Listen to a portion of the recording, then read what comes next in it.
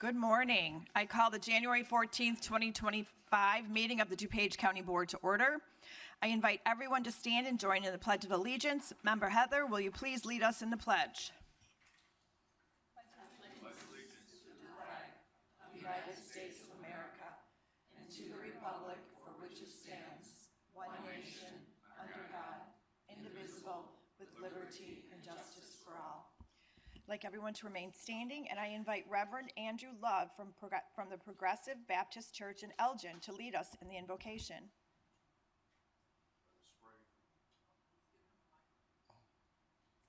Is it working? Is it working? It's on. It's on now? Okay. I want everybody to hear me. Our Lord our God, we thank you and we praise you once again for a brand new year. We come this morning on behalf of these men and women, Lord God, as they have assembled themselves, Lord, to be about the business of governing this county of DuPage.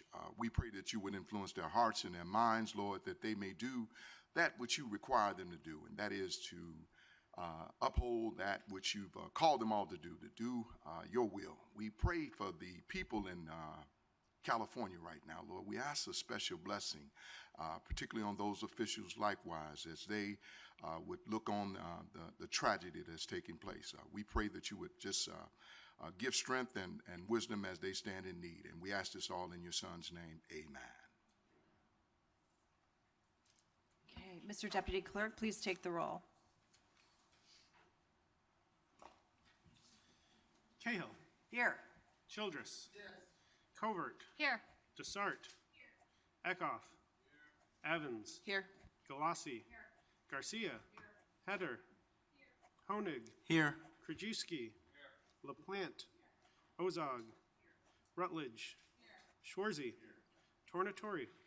You. Here. And Zay.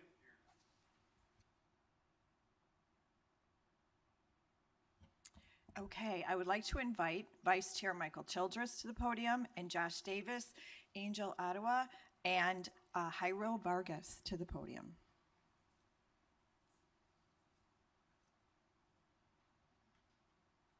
Okay.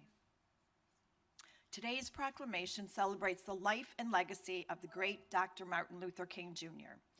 He articulated a dream in which all people are judged by the content of their character, not their race, religion, or any other factors. Today, as we celebrate Dr. King's legacy, we also celebrate an organization that embodies Dr. King's dream. A nonprofit group, Tuskegee Next, transforms the lives of underrepresented youth through an aviation, education, and career path opportunity. True to the vision of Dr. King, and the rich history of the Tuskegee Airmen, founder Steve Davis, his family, Josh and Angel, and volunteers teach young people like Jairo that literally the sky is the limit for their futures. Steve could not be here today because he has been in Los Angeles trying to help people impacted by the wildfires.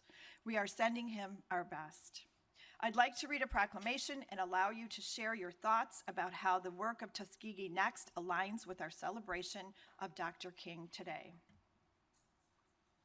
Whereas Dr. Martin Luther King devoted his life to the advancement of civil rights and public service, believed in a nation of freedom and justice for all, and challenged all people to help build a more perfect union and live up to the purpose and potential of America. And whereas in 1973, Illinois became the first state to make Dr. King's birthday a state holiday. And the residents of Illinois honor Dr. King's legacy each year on the third Monday of January. And whereas the celebration of Dr. King's birthday, which falls on January 20th this year, is a time for people of Illinois to recognize Dr. King's teachings on advancing equality and opportunity for all, and by using these techniques and motivate people to commit and acts of public service. And whereas to celebrate Dr. King's legacy and his dream, DuPage County recognizes Tuskegee Next, a DuPage County nonprofit organization which builds on the proud history of the Tuskegee Airmen, an elite corps of aviators who flew more than 15,000 missions and whose members were awarded more than 150 distinguished flying crosses. And whereas Tuskegee Next, operated at DuPage Airport, has provided a public service by offering opportunities and training for 78 diverse student participants interested in aviation careers, with 76 obtaining pilot licenses and 49 becoming drone pilots, resulting in experiences setting students up for successful career in aviation. Now therefore be it resolved that I, Deborah A. Conroy, Chair of the DuPage County Board, and members of the County Board do hereby declare January 20th, 2025 as Dr. Martin Luther King Day and commend the Tuskegee Next organization for its commitment to Dr. King's dream of recognizing potential in all people. Okay, all in favor? Motion carries. Enacted this 14th day of January 2025 in Wheaton, Illinois.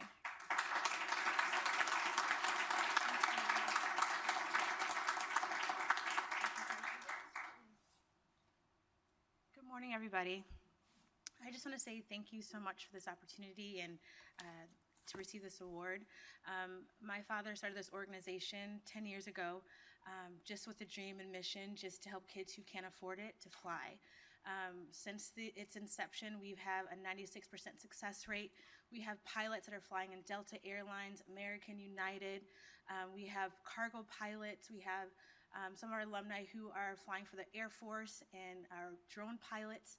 We also have cadets who have commissioned to the Navy and who are Navy pilots. We have some of our, well, just one of our alumni with us. His name is Jairo Vargas. Our program is free for those who are able to, who are accepted to the program. It's a $35,000 scholarship, which they will receive housing, food, all their flight training, and by the end of the program, they're on their PPL and drone certification for free. Jairo is one of our amazing alumni, and he's going to share how the program has changed his life.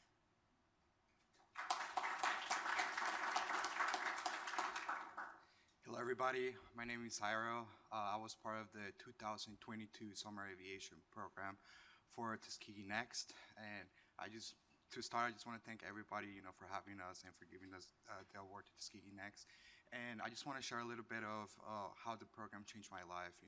I was there in my summer when I was 18 years old for 8 weeks, and I did not only learn how to fly a plane, but also I was able to make unforgettable memories and also great connections. After I graduated in the program, I was able to get my drone certification and my pilot certification. Then I went on to attend Lewis University, which I'm now a senior. I should be graduating this upcoming December. And I'm continuing working with Tuskegee Next and working on my next licenses. That way, in a few years, I could be working for one of the airlines. Thank you so much. Have a good one.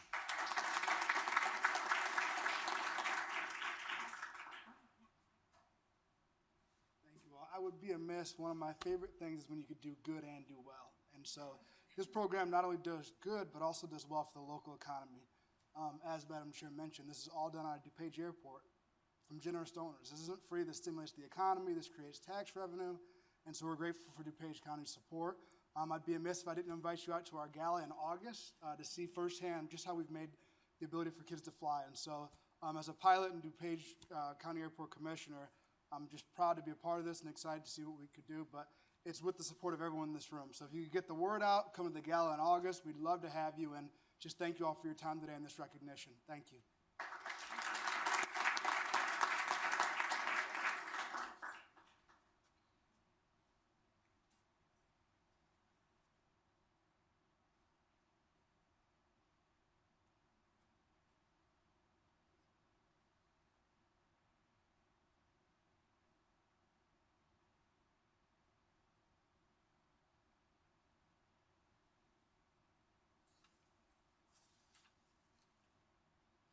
Okay, now I'd like to invite District 5 board members, and Amina Barami, Sadiq Arshrafi, and Ashriq Sayed.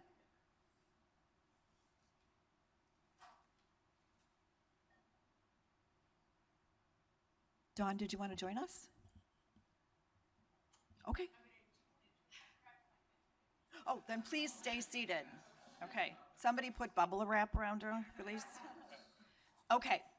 Whereas Muslim American Heritage Month provides an opportunity to honor and celebrate the invaluable contributions of Muslim Americans to the cultural, economic, and social fabric of the United States. And whereas the Muslim American community has enriched our society with their achievements in education, science, medicine, technology, arts, public service, and numerous other fields, exemplifying excellence and commitment.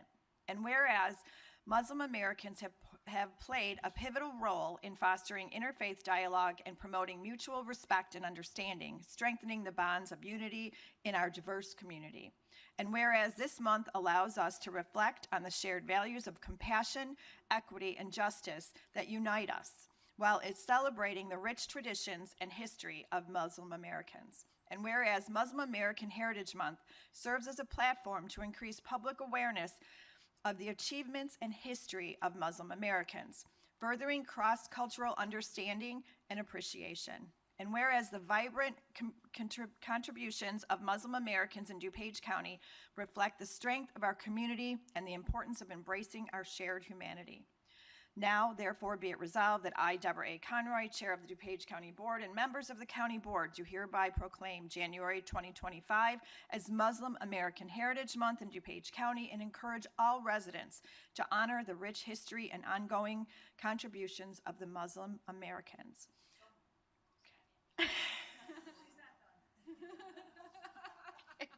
Enacted this, all in favor? All in favor except for Member Cahill. Okay. Enacted the 14th day of January 2025 in Wheaton, Illinois, and I'd also like to thank our board members for bringing forth some amazing leaders in the Muslim community today.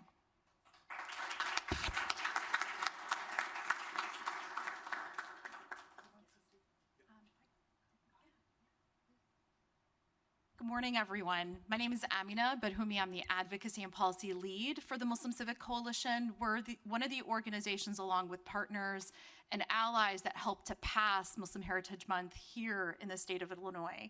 We continue to work on policies that are solutions for every single Illinoisan. My story begins here in DuPage County.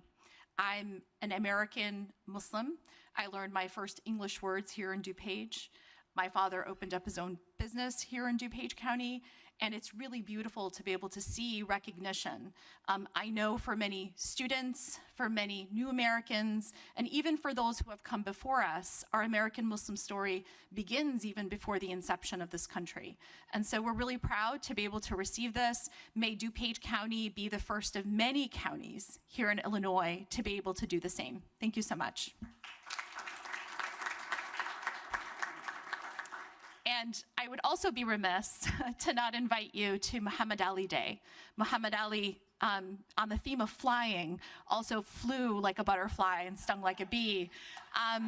And Muhammad Ali Day is the 17th of this month, and along with Muslim Heritage Month here in the state of Illinois, is a commemoration of this amazing civic justice warrior and champion and very proud Muslim.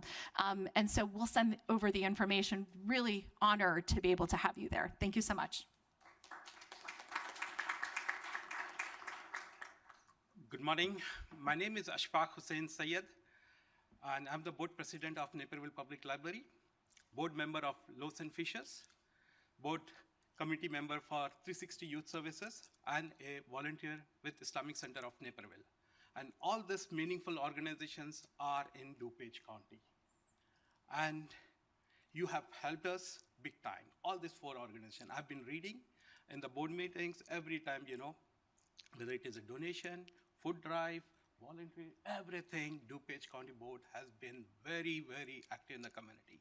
Thank you so much for that. As a Muslim, yes, I feel humble. I feel honored to stand in front of you all. I moved to this country 8 years ago as a new immigrant. English is not my first language, but US, DuPage has accepted me one of their own members. And I feel honored today to receive this proclamation from Chair, Sabah, Sadia, and all the board members. Thank you so much for this. Appreciate your time. Thank you.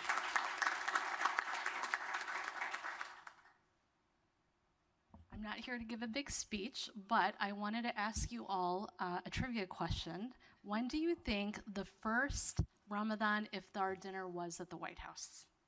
Could somebody answer that? You're Jefferson, yes. What year? You're amazing. 1805. 1805. Good job, member Ozog.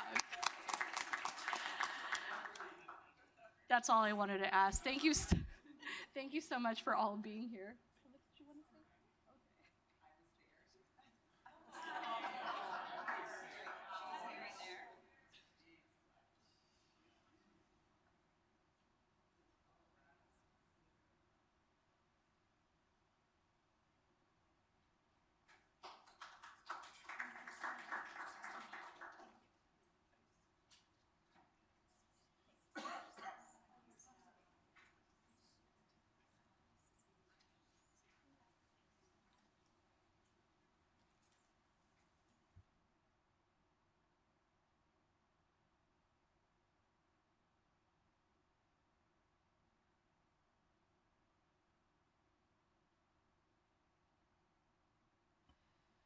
Okay, on the matter of public comment, according to our county board rules, members of the public shall be afforded time to address the board. Individual remarks shall not exceed 3 minutes in length, nor shall the total time provided for all remarks exceed 30 minutes. Our first speaker, I'm told we have no comments today.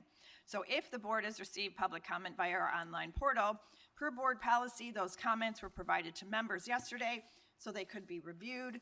Comments submitted electronically will be included in the minutes of this meeting.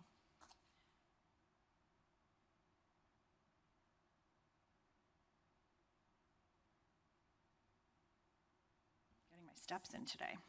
Okay, so I'm very excited about this next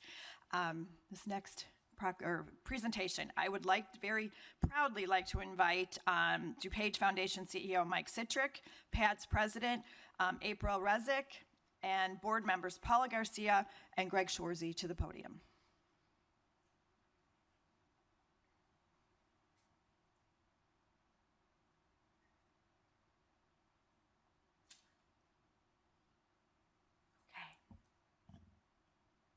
Our first county board meeting of 2025 presents us with a timely reminder that when we work together, we can make a tremendous impact. We're joined by Mike Citrick and our friends from DuPage Foundation, April Rezick, President and CEO of DuPage PADS, and board members Greg Schwarzy and Paula Garcia. Today we will present much needed funding to assist people in DuPage County who are at risk of being unhoused this winter. Just before Thanksgiving, board member Paula Garcia brought this need forward after speaking with April. The interim housing center in Downers Grove is full. PADS requested $353,000 to shelter 70 people for 104 days until the weather is reliably warmer. Building on our community approach, I asked our friends at the DuPage Foundation if they could make an appeal to their donors to see if there was interest in helping secure shelter for these folks. The response was tremendous. The foundation raised $190,000 in a matter of several days. At our December meeting, the county board allocated $200,000 from our affordable housing fund to assist in providing shelter to the individuals this winter. The fact is, people who struggle with housing and food security are found in every community in our county. This problem is literally in our backyards. So, building upon our whole community approach, in December I sat down with the foundation's leadership and also with our DuPage mayors to ask for their cooperation as we tackle housing and food insecurity. This winter, this time, we've come together to provide a solution for 70 people for a short period of time. But a long-term plan and comprehensive solutions will require all of us working together towards solutions that can address these persistent challenges. We kicked this effort off this morning with a check presentation combining the foundation's efforts and the county's allocation. Mike, thank you for mobilizing your staff and donors to provide a significant portion of this funding. This is a true public-private response to a community concern. Could you please share just some of what you heard from your donors when they heard your appeal? Mike? Morning, everyone. Thank you, Chair Conroy. We are delighted to stand with you today and provide this joint award to support PADS in addressing our community's emergency shelter crisis. No one should be left out in the cold in the winter. Ensuring that children, families, and individuals who are struggling have a warm bed at night to access the help they need is crucial, not only for the trajectory of their lives, but for the long-term health of our county. As you noted, food insecurity and housing instability are occurring all over our community and our backyards, and it won't stop unless we work together to address it. When Chair Conroy's office called for assistance, Barb Sapaniak, my colleague, and our staff sprung into action, and we reached out to our network of donors, fund advisors, and members of our DuPage Funders Collaborative to communicate PAD's need. By late afternoon of that day, we had $40,000 committed, and by the following Monday, we had more than $100,000. And within just 1 week, we had $190,000 committed between our emergency fund and approximately 25 funding partners. One of our board members also reached out to her network, which resulted not only in significant funding support, but warm blankets and coats, which we donated directly to PADS. Well, our team was thrilled by this response. We really weren't surprised. We're fortunate to have a network of incredibly passionate and generous people here in our community who share our vision of building an ecosystem for collective impact, where people, businesses, foundations, and local governments can come together to address our community's greatest challenges and opportunities. Foundation has made creating this ecosystem a priority of our new strategic plan, and we are thrilled by the county's desire to join us in building that. Today's collaboration, we believe, is a proof point of the power of public-private partnership, and we really hope it'll inspire others to join all of us. So I want to thank you on behalf of our board and all of our donors who partnered with us. It's a pleasure to support you, April. Thanks.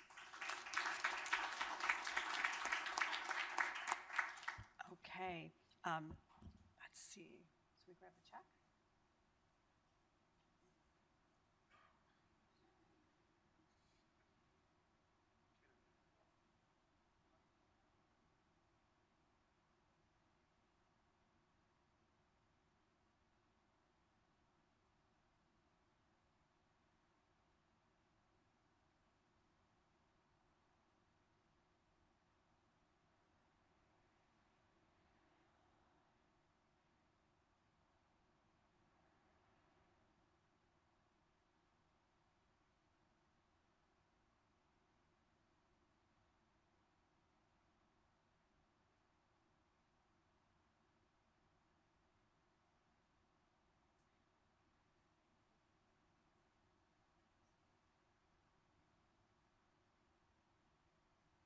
Hi, everyone.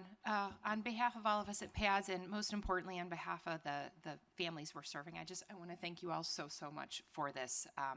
If you were reading the Daily Herald over Christmas Eve, you'll see that their editorial was about DuPage County and how incredible it is to see folks prioritizing families with needs, and how they called on other counties and other communities to consider doing the same. And I will tell you, I was able to go to our Illinois Shelter Alliance and share our story, and folks are hoping to share that with their own county and hope that they can also save as many lives as we've been able to. I will tell you, it was pretty mind-blowing to hear how quickly folks moved into action when we shared our worry that people were going to freeze to death. I got a call, what was maybe 4 days later, that we were in good shape and we could begin. I will tell you, we've reached 52 people so far and gotten them into a safe place to stay. I will tell you, our numbers have changed a little. We did lose one, but we could have lost 52. And the reason we didn't is because of all of you and your kindness and what that means. I can't tell you how much it means to have the opportunity to get people into a safe space instead of out in the cold right now when it's 8 degrees, not even including wind chill, and it was snowing this morning. So we all met in December, and that next morning, I will tell you, we had a family of a mom and 3 kids who came in, and it was nighttime, and we were able to just immediately move them into a hotel room. They weren't sleeping in a car for a minute. They weren't without help for a minute, and that's because you all made sure that would happen. So that's a kid with a safe bed and a blanket now, and I don't know how many folks would have survived without you and your kindness. So thank you for your efforts to once again help us save lives. This began when I started in 2020, and we talked about no child should sleep in a car. And then we had an idea and we brought it to all of you, and we were able to buy an interim housing center that will be featured within the state of Illinois this year. I'm going to go to the Home Illinois Conference and share what you all did. I'm a part of the gubernatorial task force where we talk about homeless solutions, and I'll be hosting this spring to show what you all did, to what you did in this circumstance to step up and make sure that everyone would survive. So I just want to thank you so much for your hearts, for putting the resources in the organization where your hearts are, and for allowing people to have a better situation when it could be life-threatening here in DuPage. So I really appreciate all of you. Thank you so much.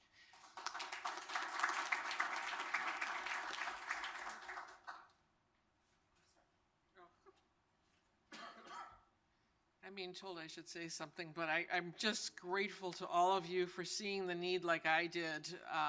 The unhoused is something that's near and dear to, I think, all of our hearts here. We don't want to see anyone suffer in DuPage County, and I'm so grateful to great people like April Redzik who have the vision to actually do the work and get the people in there, and also to Michael Citrick for the DuPage Foundation in terms of getting their people together. So I just want to thank this board for being the wonderful people that I absolutely know you are. So thank you.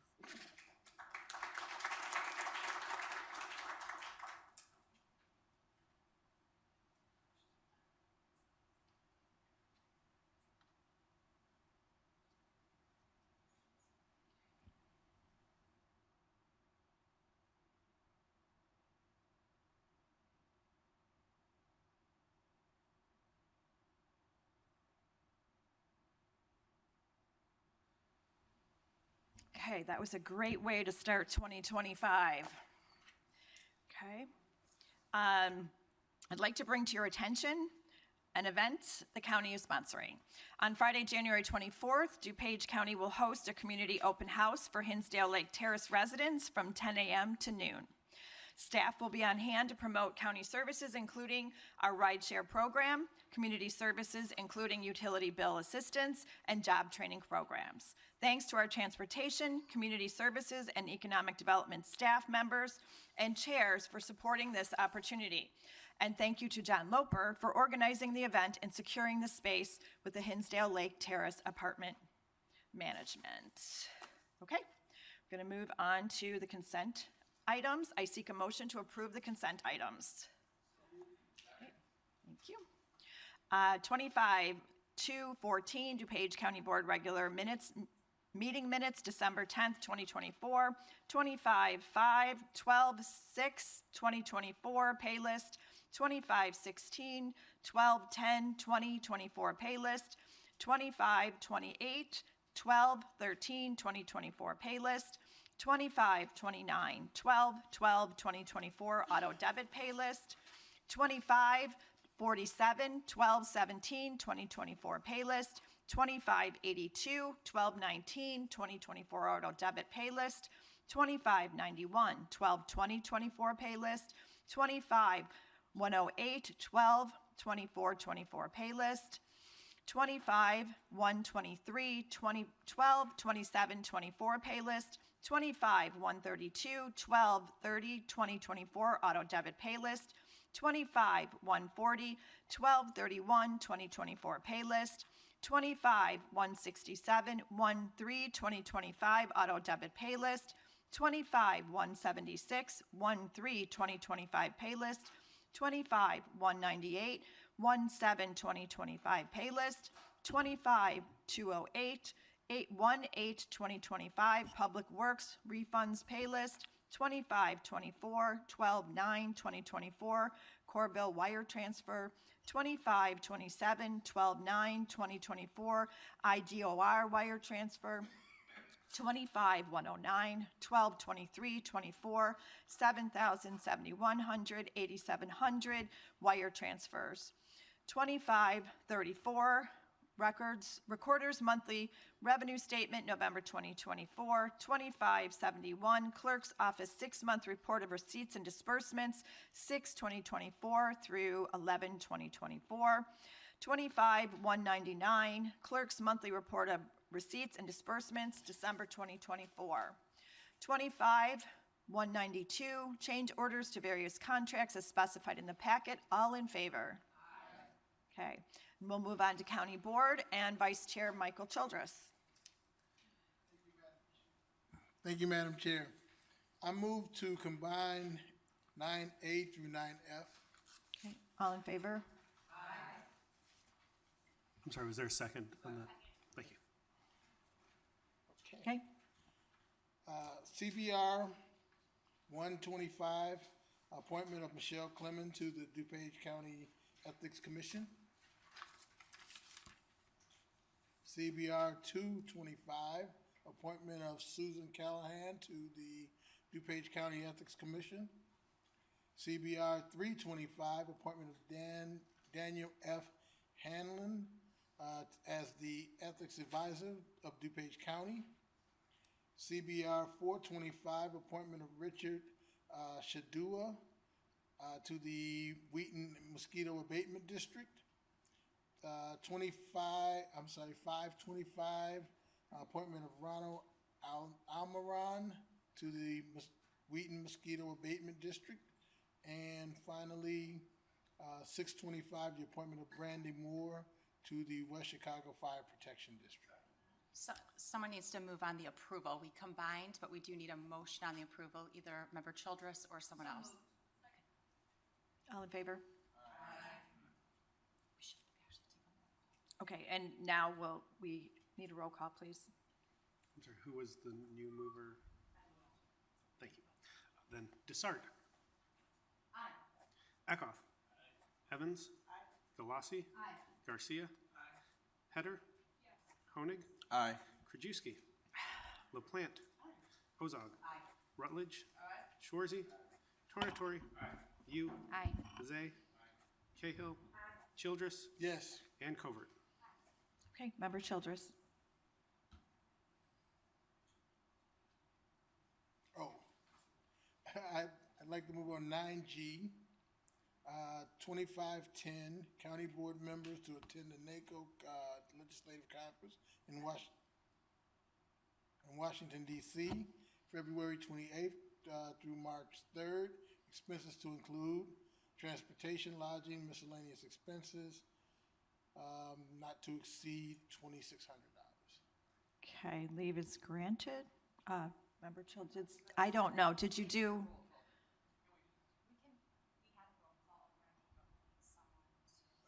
Second. Okay, leave is granted, thank you. Member Childress. Okay. I'd like to move on 25-120, county board members to attend the NACO Legislative Conference in Washington, D.C., February 28th through March 3rd. Expenses to include transportation, lodging, miscellaneous expenses in the amount of $2,600. Leave is granted. Member Childress. I'd like to move on 25-121, county board members to attend NACO Legislative Conference in Washington, D.C. from February 28th to March 3rd. Expenses to include transportation, lodging, miscellaneous expenses to a total of $2,600. Leave is granted. Member Childress. Okay, and move on 25-122, county board members to attend the NACO Legislative Conference in Washington, D.C. from February 28th to March 4th. Expenses to include transportation, lodging, miscellaneous expenses for $2,900. Leave is granted. Member Childress. And move on 25-202, county board members to attend the NACO Legislative Conference, February 28th through March 3rd. Expenses to include transportation, lodging, miscellaneous expenses for the amount of $2,750. Leave is granted. Member Childress. And I'd like to move on 25-127, senior advisor to attend NACO Legislative Conference in Washington, D.C., February 28th through March 4th. Expenses to include transportation, lodging, miscellaneous expenses for $2,900. Leave is granted. Thank you, Vice Chair Childress. Okay, we're going to move on to Finance and Chair Deacon Garcia. Thank you so much for committee update. I made it through my first meeting, yay. And in record time, thank you. In record time, so that's all I have to say for today. I make a motion to approve FIR 000125, acceptance of an extension of time for the Illinois State Opioid Response Criminal Justice Medication Assisted Treatment Integration Grant, Program Year 23. So I've got a motion second. It's been moved and seconded. Roll call, please. Garcia. Aye. Header. Yes. Koenig. Yes. Krajewski. Aye. LaPlante. Aye. Ozog. Aye. Rutledge. Aye. Schwarzy. Tornatore. Aye. You. Aye. Zay. Aye. Cahill. Aye. Childress. Yes. Covert. Aye. Desart. Aye. Eckhoff. Aye. Evans. Aye. And Galassi. Aye. Okay, Member Garcia. I make a motion to approve FIR 225, acceptance and appropriation of the DuPage Care Center Foundation Coordinator Grant, Program Year 25, in the amount of $31,192. Leave is granted. Member Garcia. I make a motion to approve FIR 325, acceptance and appropriation of the DuPage Care Center Foundation Music Therapy Grant, Program Year 25, from January 12th, 2025 through December 31st, 2025 in the amount of $60,462. Leave is granted. Member Garcia. I make a motion to approve FIR 425, acceptance and appropriation of the DuPage Care Center Foundation Recreation Therapy Grant, Program Year 25, from December 1st, 2024 through November 30th, 2025 in the amount of $29,435. Leave is granted. Member Garcia. I make a motion to approve FIR 525, authorizing execution for Program Year 25 and an intergovernmental agreement between PACE Suburban Bus and DuPage County Community Services for the Senior Transportation Grant Program in the amount of $181,772. Leave is granted. Member Garcia. I make a motion to approve FIR 625, authorizing execution for Program Year 25 of an intergovernmental agreement between PACE Suburban Bus and DuPage County Community Services for the Paratransit to Transportation Grant Program in the amount of $690,000. Leave is granted. Member Garcia. I make a motion to approve FIR 725, abatement of the Special Service Area Number 31. This is for Monarch Landing, 2024 tax levy in the amount of $1,555,375. Leave is granted. Member Garcia. I make a motion to approve FIR 825, authorization to transfer and appropriate up to, but not to exceed, $203,068 in additional funds from the probation services. Leave is granted. Member Garcia. No, I didn't hear it. Yeah. Who was the second? Leave was you? Now we got it. Okay. Okay. Member Garcia. Make a motion to approve FIR 925, additional appropriation for the Drug Court MyCap Fund for fiscal year 2024, Company 1400, Accounting Units 5930, for $35,547. Leave is granted. Member Garcia.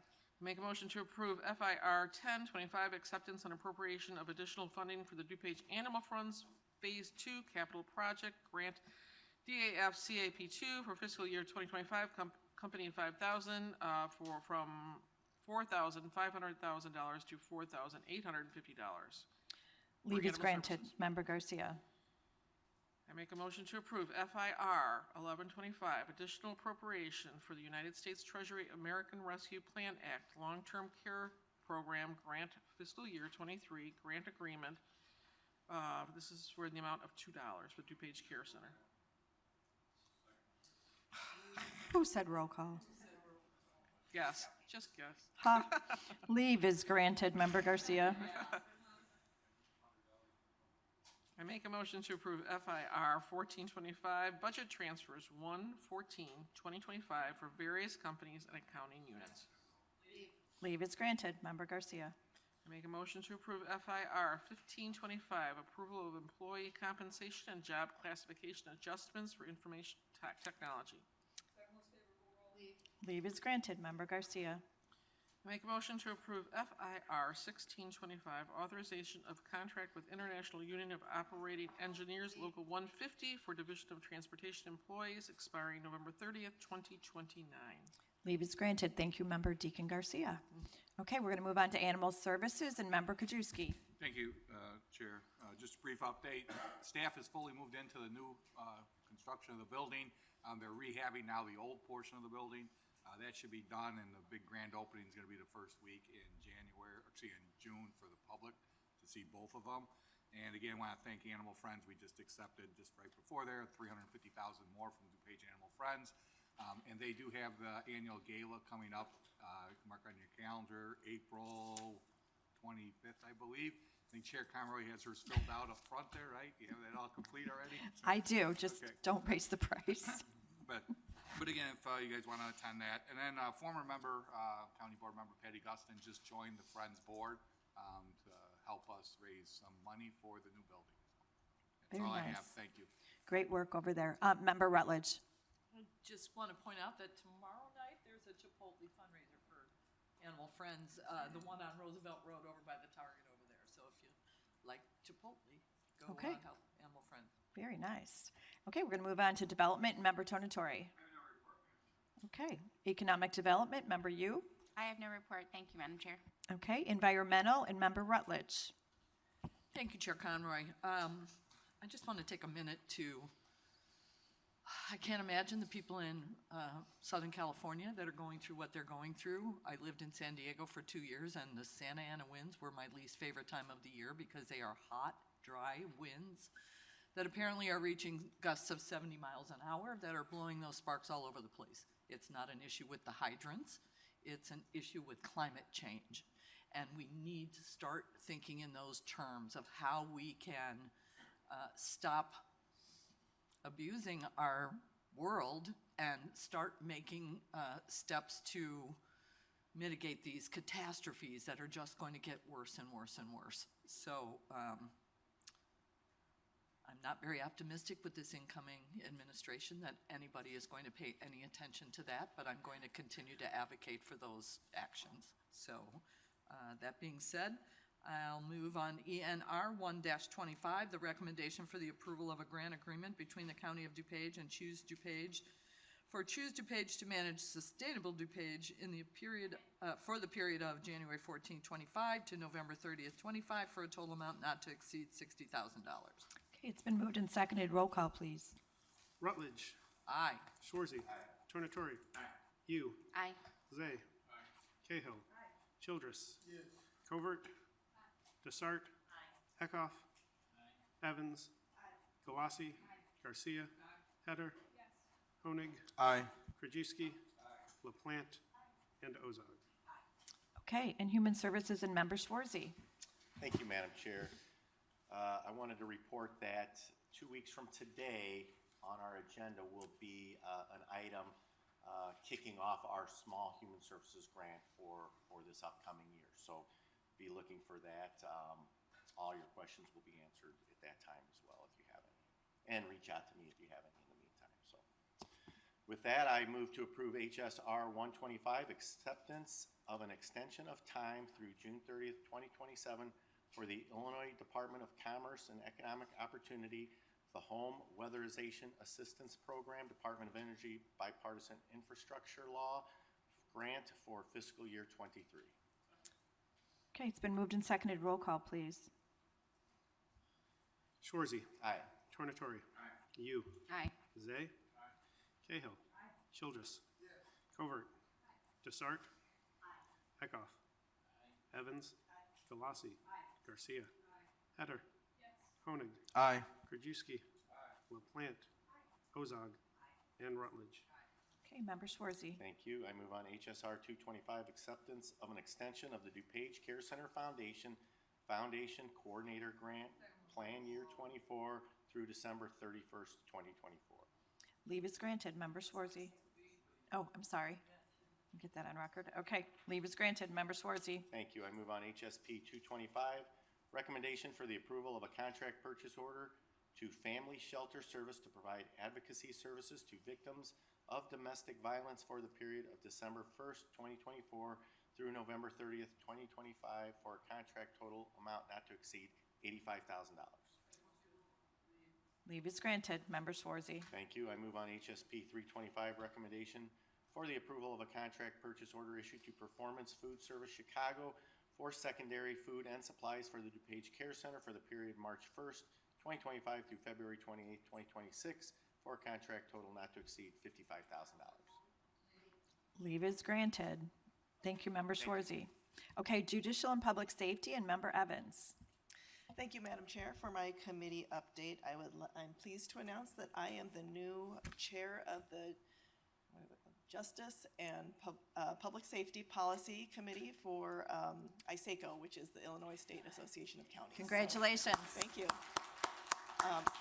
I'm filling the role that used to be held by our former county board member, Patty Guston. So I'm looking forward to serving in that capacity. If anybody has any issues that you would like to bring, I'm happy to hear them.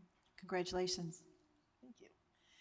And with that, I'd like to move on JPSP-1-25, recommendation for the approval of a contract purchase order to Northeast DuPage Family and Youth Services to provide services to youths who are at risk of domestic violence and trauma for the period of February 1st, 2025 through January 31st, 2026, for a contract total amount not to exceed $33,000. It's been moved and seconded. Roll call, please. Evans. Aye. Kolasi. Garcia. Header. Honig. Aye. Krajewski. LaPlante. Ozog. Rutledge. Schwarzy. Tornatori. You. Aye. Zay. Cahill. Childress. Covert. Desart. And Eckhoff. Okay, Member Evans. Thank you, Madam Chair. I'd like to move on JPSP-2-25, recommendation for the approval of a contract to Raymond W. Johnson as a veteran mentor coordinator to develop a veteran peer mentor program for the period of January 15th, 2025 through January 14th, 2026, for contract total amount not to exceed $37,500.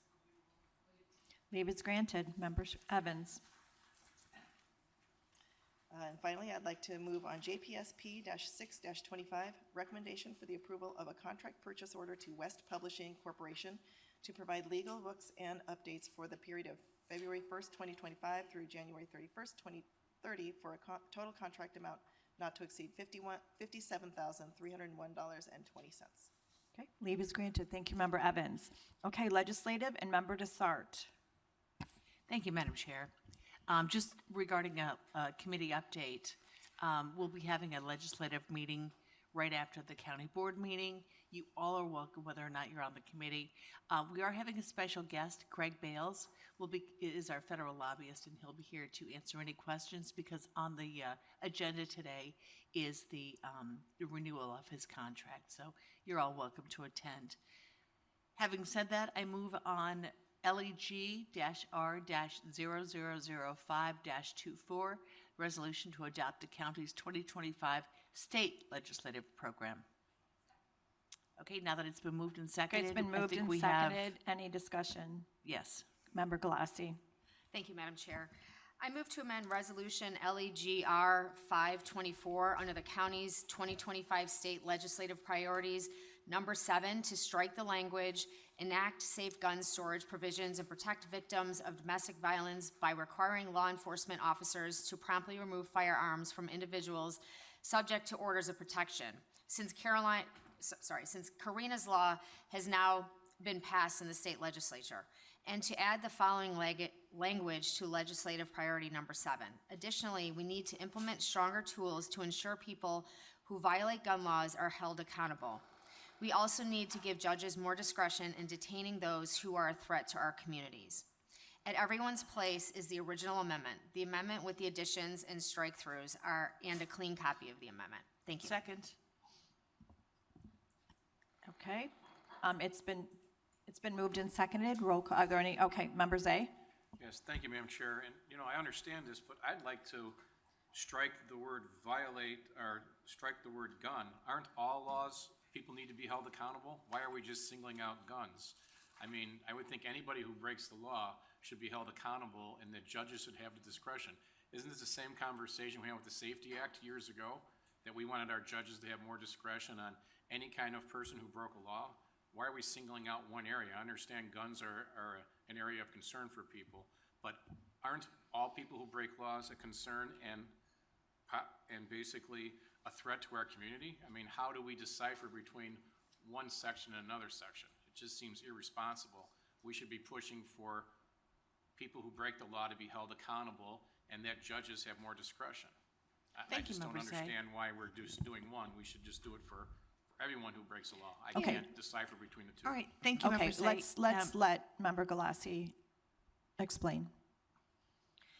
Yes, I understand your concern, Member Zay. The first sentence is addressing just specifically the gun laws. The second sentence is a separate topic and addressing exactly what your concern is, because I have the exact same concern. And these were, actually, our State's Attorney Berlin helped me create this, and, for the exact reasoning that you're saying. The last sentence in the amendment is addressing the concern you just brought forth. Okay, any other comments on the amendment? All right, so we can vote on the amendment. Let me see the wording that I need to use. Hold on. Just one. I now move to approve LEG. Because there was discussion, the chair was not able to get a vote on the amendment yet. So we do have to pass it first before we can pass it as amended. Gotcha, so it was made by Member Galassi, seconded by me. Yes. And I was just asking any more comments about the amendment. Yes. Yes. Then, all right, so then we'll take a roll on the amendment, right? If that's okay, I'll ask for that. It's been moved and seconded. Roll call, please. Galassi. Aye. Garcia. Aye. Header. Yes. Honig. Aye. Krajewski. Aye. LaPlante. Aye. Ozog. Aye. Rutledge. Aye. Schwarzy. Aye. Tornatori. Aye. Yu. Zay. Aye. Cahill. Aye. Childress. Yes. Covert. Desart. Aye. Eckhoff. Aye. And Evans. Okay, the amendment passes. Member Desart. All right, I now move to approve LEG-R-0005-24 as amended. It's been moved and seconded. Roll call, please. Desart. Aye. Eckhoff. Aye. Evans. Aye. Galassi. Aye. Garcia. Aye. Header. Yes. Honig. Aye. Krajewski. LaPlante. Aye. Ozog. Rutledge. Aye. Schwarzy. Aye. Tornatori. Aye. Yu. Aye.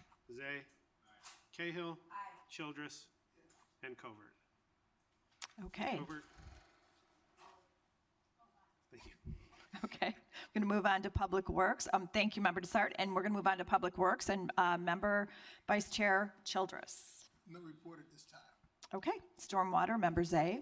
Thank you, Madam Chair. I move on SMP 1-25, approval of contract issued to Michael Baker International for professional engineering services related to the evaluation of the custom floodplain mapping applications for the alignment with the county's geospatial database for stormwater management from January 14th, 2025, November 30th, 2025, contract not to exceed $75,000.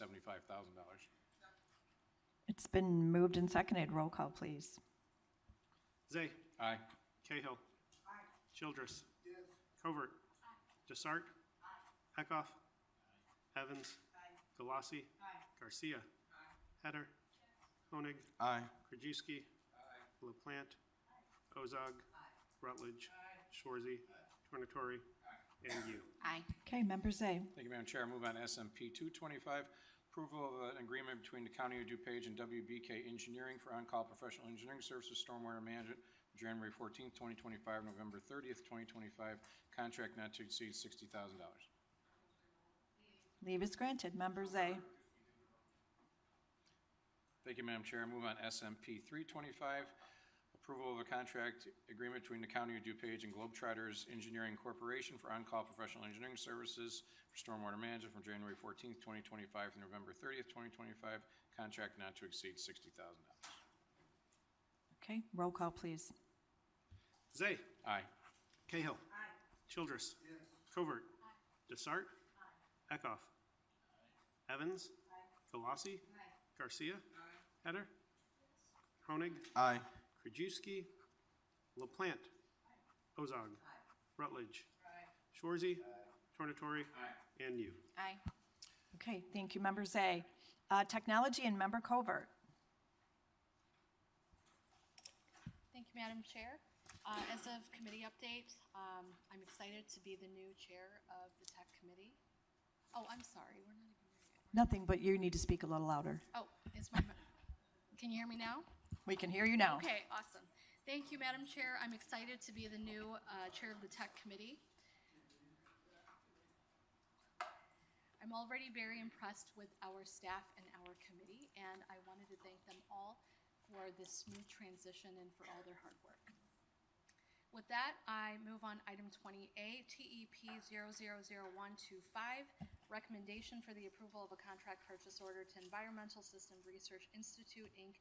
for professional services for GIS data migration support and training for the ESRI Enterprise Advantage Program for Information Technology, GIS Division for the period of January 17, 2025 through January 16, 2026 for a contract total amount of $142,700, exempt from bidding not suitable for competitive bids. It's been moved and seconded. Roll call, please. Covert. Aye. Desart. Eckhoff. Evans. Galassi. Garcia. Header. Koenig. Aye. Krajewski. LaPlante. Ozog. Rutledge. Schwarzy. Tornatori. Yu. Aye. Zay. Cahill. And Childress. Okay, thank you, Member Covert. Okay, Transportation and Member Ozog. Thank you, Madam Chair. I move for approval of DTP 000225, recommendation for the approval of a contract to Standard Equipment Company to furnish and deliver one LHD Elgin Regen Air Street Sweeper for the Division of Transportation for the period January 15th, 2025 through November 16th, 2025, for a contract total not to exceed $417,590, contract pursuant to the Intergovernmental Cooperation Act. It's been moved and seconded. Roll call, please. Ozog. Yes. Rutledge. Schwarzy. Tornatori. Yu. Aye.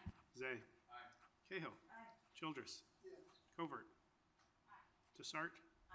Eckhoff. Evans. Galassi. Garcia. Header. Koenig. Aye. Krajewski. And LaPlante. Okay, Member Ozog.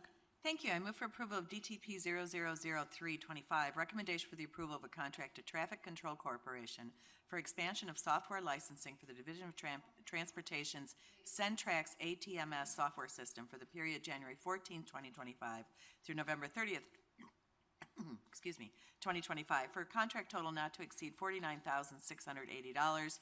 Village of Lombard to reimburse the county $32,788.80 for their participation. Leave is granted. Member Ozog. Thank you. I move for approval sorry, of I didn't catch the second on that. 250013, amendment to resolution DTR 007020, issued to Siebert Landscaping Company for the 2020-2021 Vegetative Maintenance Program, section to decrease the funding in the amount of $22,224.15, resulting in a final county cost of $278,998.85.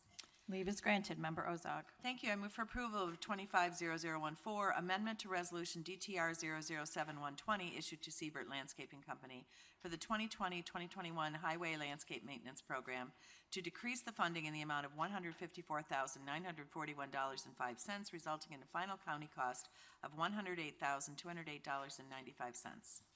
Leave is granted. Member Ozog.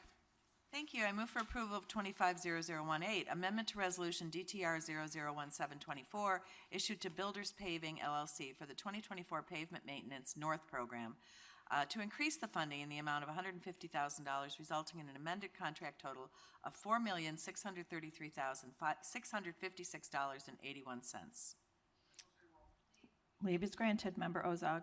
And finally, thank you. I move for approval of 250061, amendment to DTR 001224 for a joint funding agreement with the Illinois Department of Transportation for the improvements of County Highway 3, Warrenville Road, for a county increase of $176,406.86 and a federal increase of $705,629.44 for a final total cost of $9,221,184.30.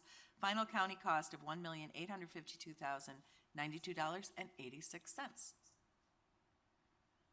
Okay, leave is granted. Thank you, Member Ozog. Thank you. Okay, we're going to move on to old business. Do any members have any old business they'd like to discuss? Member Yu? Thank you, Madam Chair. I didn't get a chance to actually bring this up before while we were doing the budget transfers. It was in a budget bundle. But I want to talk about the $680,000, a non-budgeted expense that came from the Recorder of Deeds office. And I was wondering if a recorder or chaplain was around to answer a question or two. Basically, $680,000 is a lot of money for a system transferring microfiche to another system of microfiche instead of digitization. And it was my understanding from the technology meeting and speaking with IT that this was something that they didn't know about, that digitization would have been the optimum approach. And at technology, Recorder Chaplain had mentioned that there would be a meeting with the vendor to talk about, were there any other options going forward? And I think that meeting may have happened, and I think Anthony also was potentially there, so maybe there could be an update about this. It's just that I think going forward, there are safeguards. There should be safeguards, and this amount was a lot, and I don't know that it was very reasonable in those circumstances. So, Anthony? Good morning. Good morning, member you. So I can't speak to the $680,000 transfer, of course, but I can speak to the meeting with U.S. Imaging. U.S. Imaging is a national company that deals with quite a few Recorder of Deeds offices.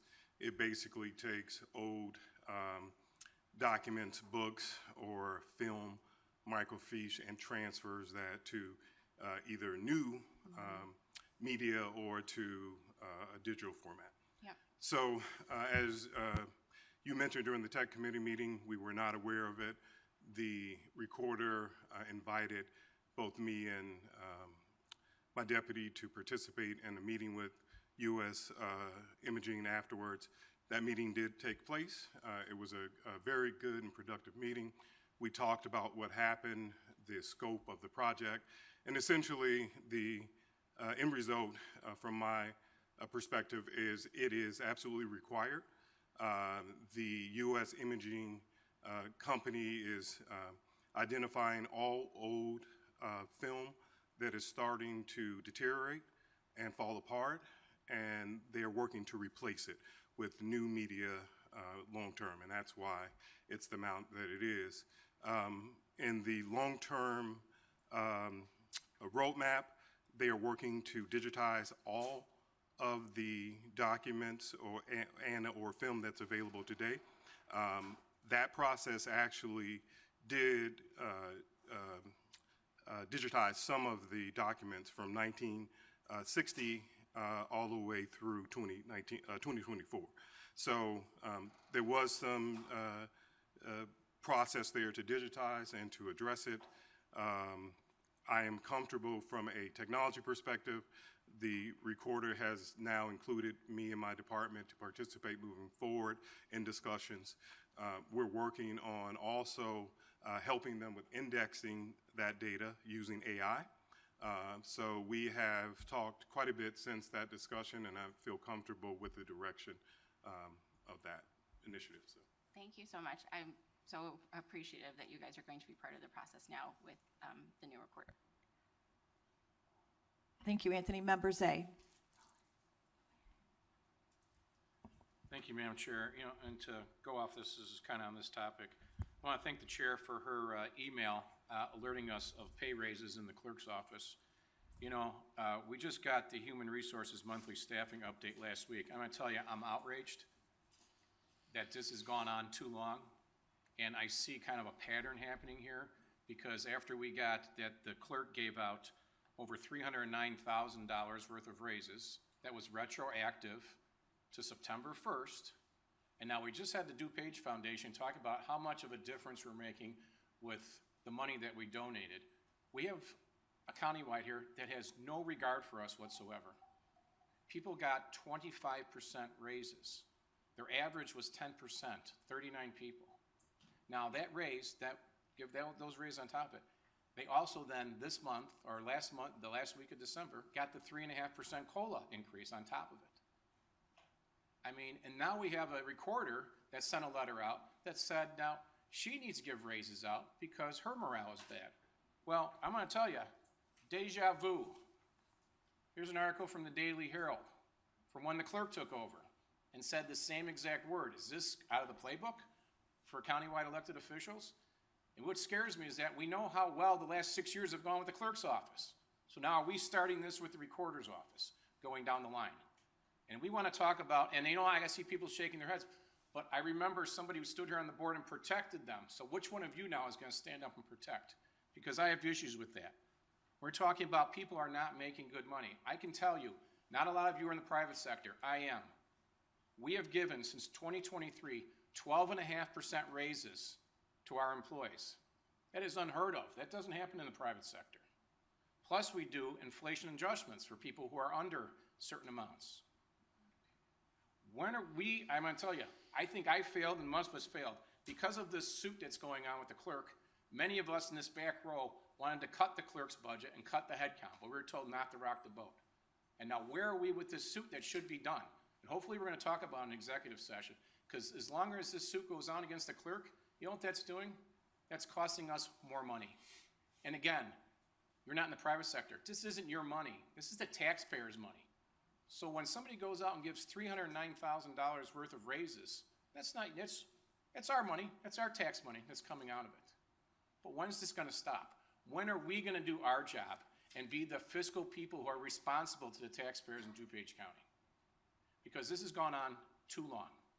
To give those kind of raises is unheard of. And again, made them retroactive September 1st. And when did we get the paperwork? The day after we passed the budget. So again, instead of us being nice, maybe we should start doing our job and start protecting the taxpayers of DuPage County, because this has become ridiculous at this point. I don't know who it is and who they are, but some people should not be getting 25% raises here. And I've done the math, and Member Eckhoff has done the math too. This is getting out of control.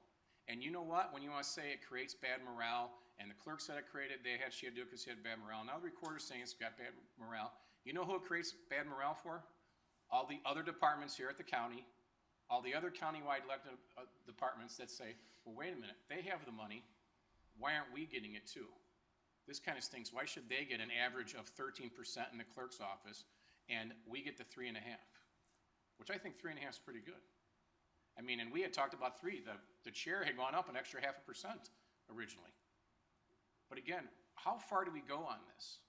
We're hearing that they didn't use headcount. That's where they're using this money. We have to get this suit done with. We have to find out what's going on at this point, because we have to do our job. We're responsible to the taxpayers. And this is outrageous, giving this much money in raises. And this isn't the first time. And when's it going to stop? And now are we going to have this again with another elected official that has to go in and do that? The only thing I can tell you is what happens if every elected official did that and said, you know what? I've got bad morale. I need to come in here and do stuff. We'd be out of money. We're talking about benefits today. Why do we have to put Social Security and IMRF and other things in a separate fund? Because if we gave it to the countywides, guess what? They would spend it. And they would come back to us and say, hey, I need more money now. So we need to start standing up and doing our jobs and protecting the taxpayers of DuPage County. Because $309,000, you might not think it's a lot, but we just saw today, it's a lot of money. And we just talked to people, we can't do the seniors' meals anymore because they ran out of money. I mean, again, our job is to figure out what are the priorities. And a lot of these, are going over the top here at this point. And it's outrageous to give that. I mean, what do we do when we go into our union negotiations and they're going to point out, well, you gave these people this much money, you got to have money, right? This creates so much instability. And when the county does raises, our staff goes through and looks at other counties and what it is and what we do. And we've given equity adjustments, we've given everything else. I think we've been pretty good.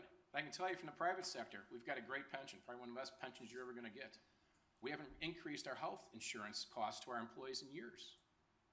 But other people don't see this. They continue to just keep doing what they want to do. And it's putting a strain on us, and it's putting a strain on the rest of our employees. And I'll tell you, it's getting outrageous at this point. We need to do something. Hopefully we're going to get some kind of status on what's going on with this lawsuit, because at this point, we were told this should be pretty quick. And again, what's going on, the taxpayers are going to wind up paying the clerk's attorneys more money as this drags on month after month after month. Thank you, Madam Chair. Thank you, Member Zay. What I would say is, it's within the clerk's purview to make a decision about increasing her salaries. And we can only assume that that will fit within her budget and she will not run out of money at the end of the year. I do think that our recorder chaplain should have the opportunity to speak to you because she is here and we very much appreciate you being here. So would you like to address the board?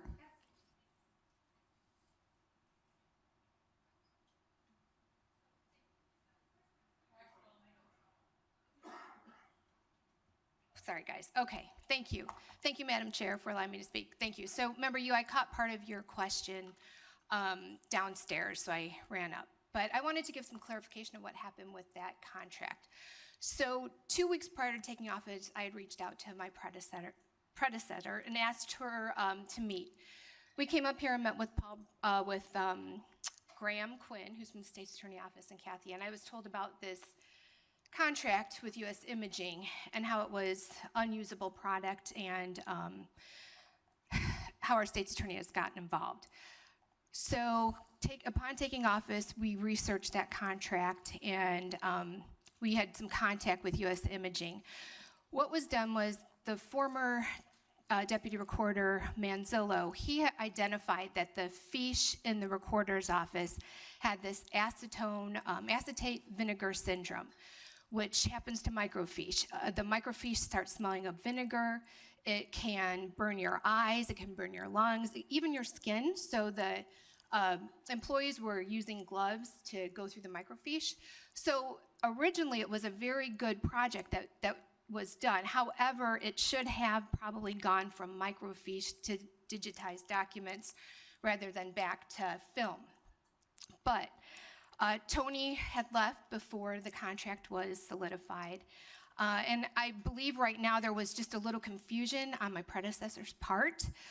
We had talked with U.S. Imaging.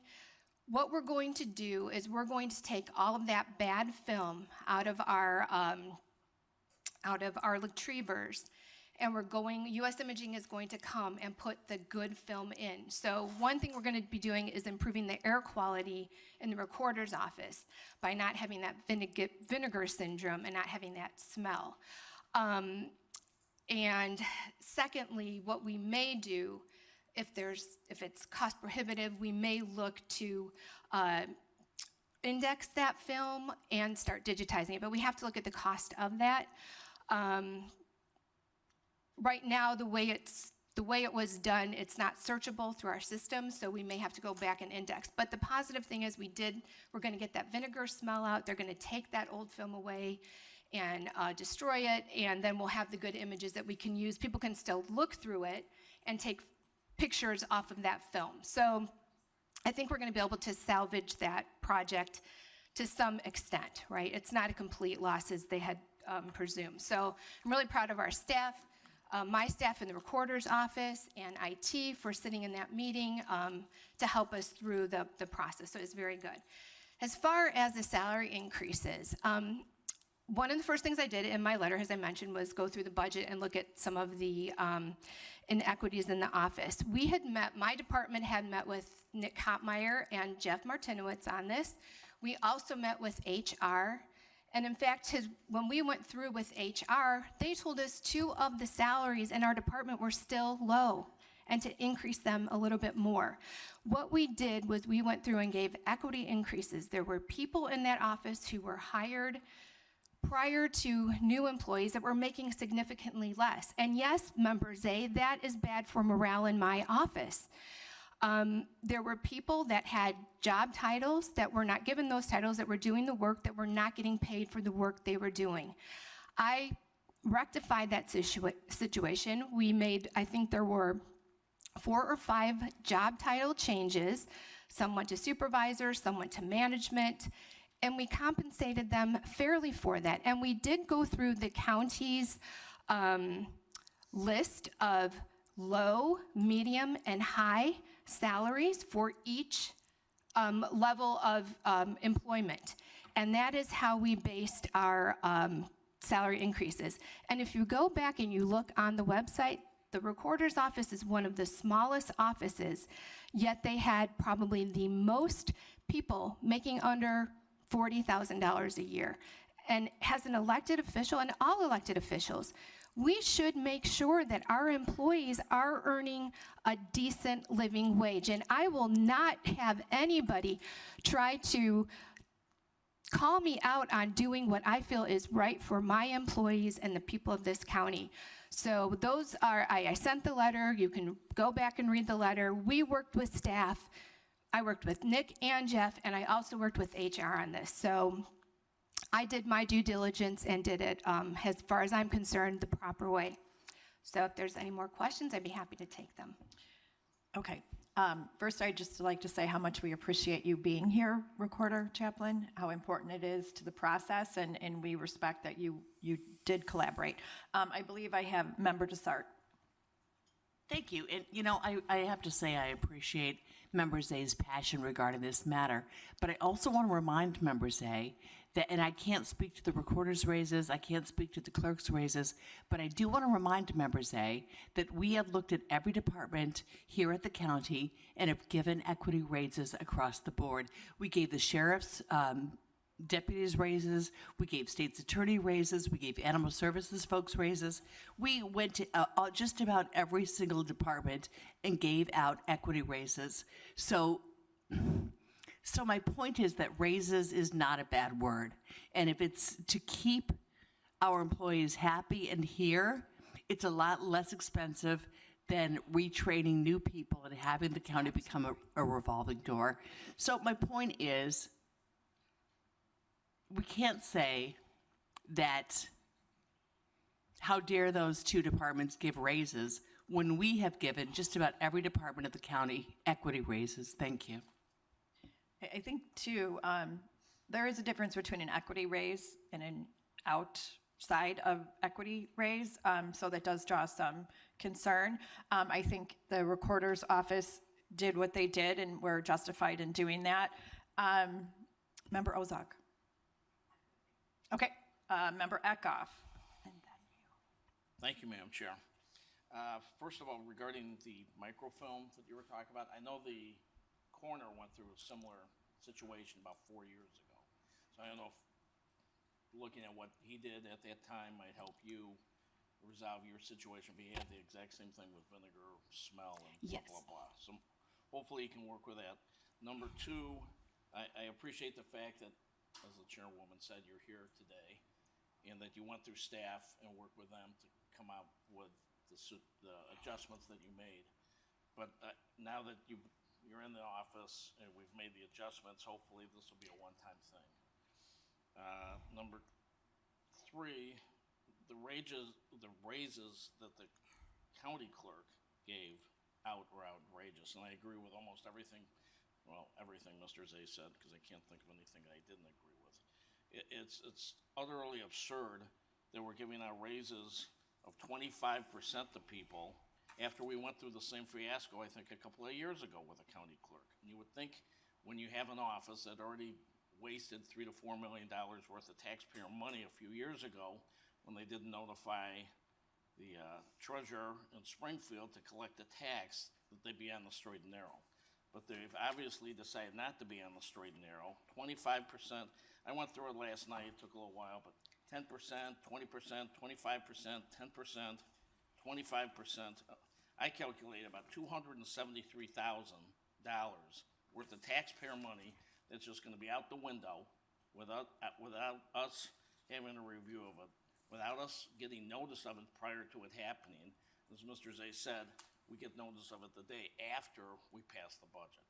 So there was a scam going on, and it came out of the county clerk's office. It's wrong, and it shouldn't be tolerated. And then, as a last thing, to my friend, Sheila Rutledge, regarding the climate change and what's going on, let's just say, because I know I get a big thing about it, I disagree, because... We are shocked about that, member.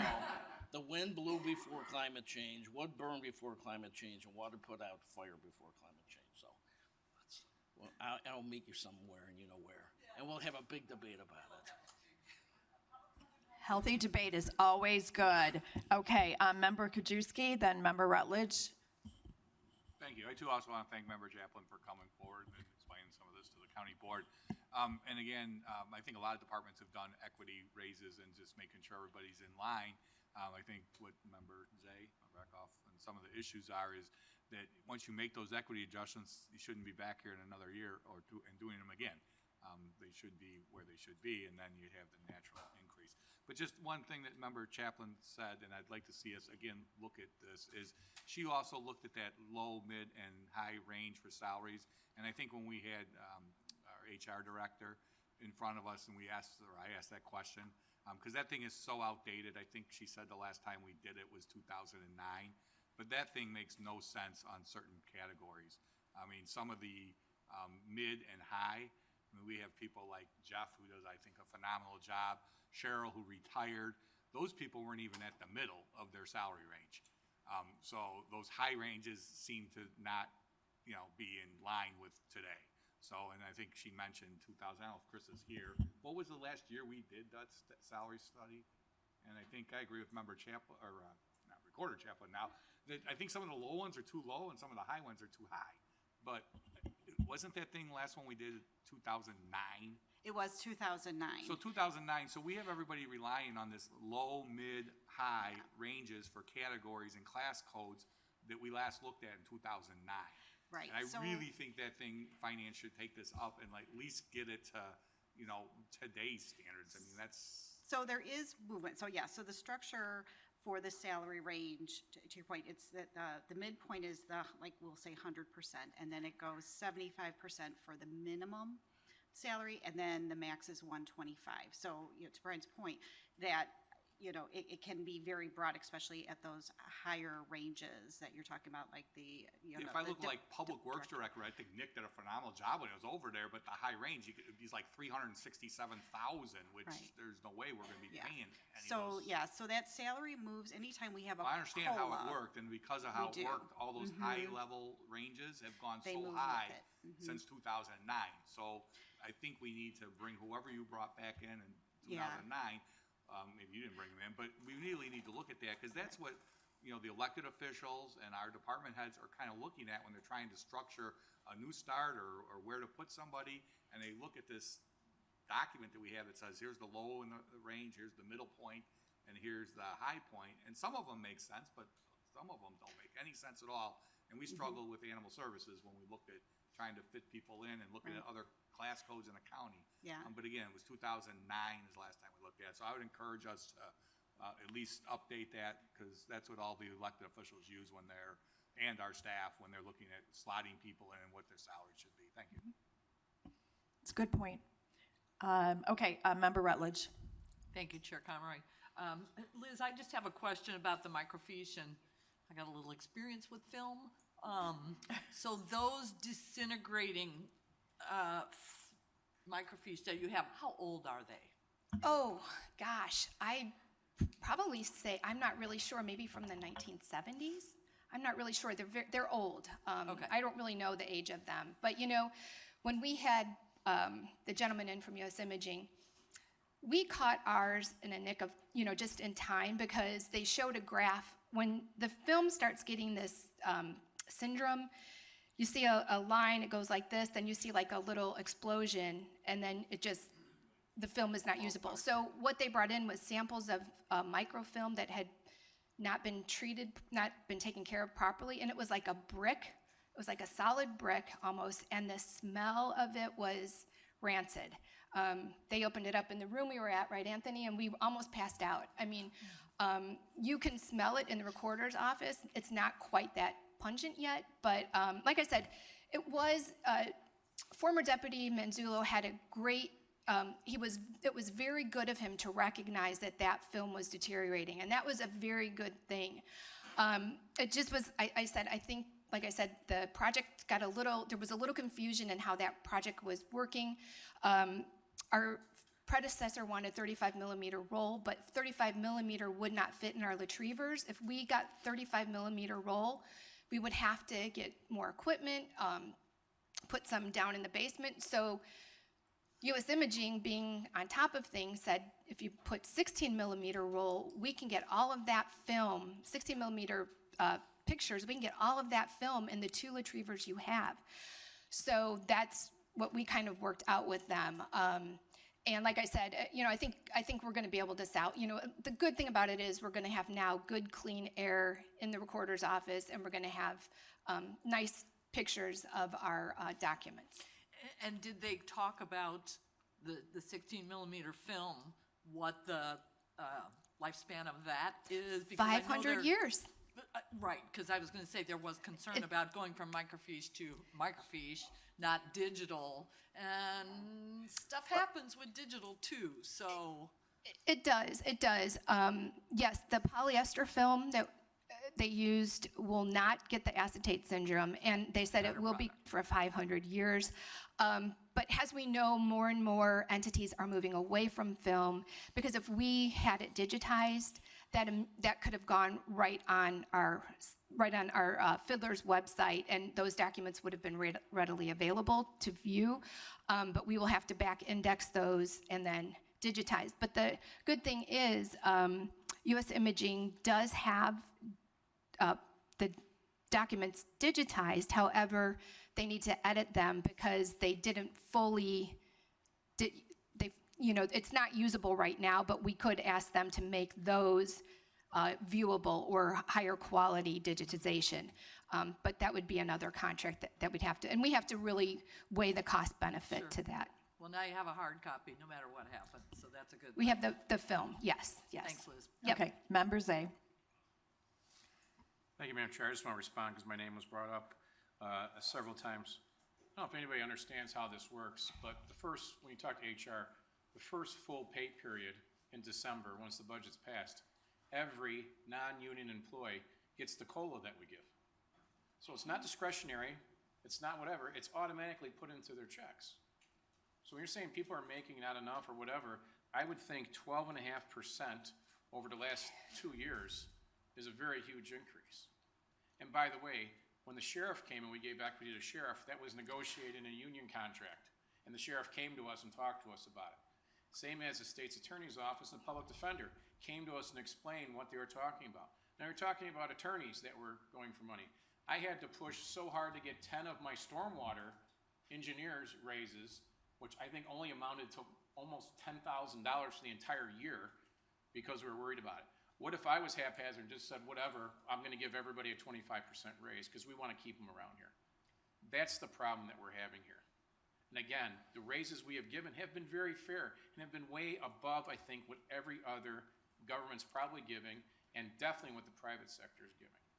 But again, it's irresponsible. And again, you want to talk about ranges. You don't think this all throws the ranges off now for everybody? And people see this and go, well, why is so-and-so making that over there, and why am I not there? You know what's going to lead to? Basically, I'm going to tell you, and it's unfortunate. It's going to lead to more unions coming in here and more unions trying to negotiate because we're not treating everybody fairly. We've always tried to do that, and unfortunately, we have one office that doesn't do that. We have other offices that do it. I'm hoping that the recorder is not going to start this. That just was a one-time change for her office.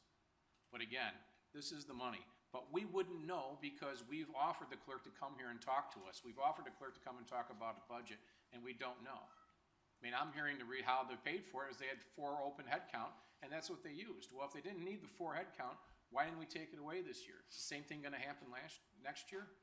We're going to find these funds because we're not filling our full head count, which is the reason why we do a head count, because we didn't want that to happen in the past that was happening. So again, it's not fair to the rest of the employees here. This has to stop. Hopefully we're going to find out what's going on. But again, we have to stand up and do our jobs and protect the taxpayers' money in DuPage County. An additional $309,000 can do a lot of good for a lot of people. And we're going to talk about surpluses and everything else. You know, the other thing nobody talks about, you want to talk about our seniors? Everybody look at the Social Security, what they've gotten, the increases over the last several years, don't even come close. They're getting 2%, 2%. But guess what? Their 2% is being offset by their Medicare payments because their Medicare payments are going up 3-4%. So when you want to talk about what's fair and what's out there, look at what the rest of our people that are out there, our taxpayers, are paying for. And again, we have to stand up and start saying something. And yeah, it bothers me that, again, we see something from the recorder's office. the previous recorder where he had $680,000 in a contract we didn't know about. $680,000 that wasn't bid, wasn't doing anything else. And again, here we go. I mean, what else don't we know about that's going out there?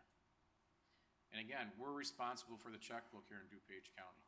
So we need to start doing our job and start making sure we're taking care of our taxpayers. Because we can't, like me as a business, if somebody raises a plating charge or does whatever, or the cost of material goes up, you know what happens? I raise my price. We can't raise our price. Do we want to raise property taxes? I don't think this board wants to raise property taxes.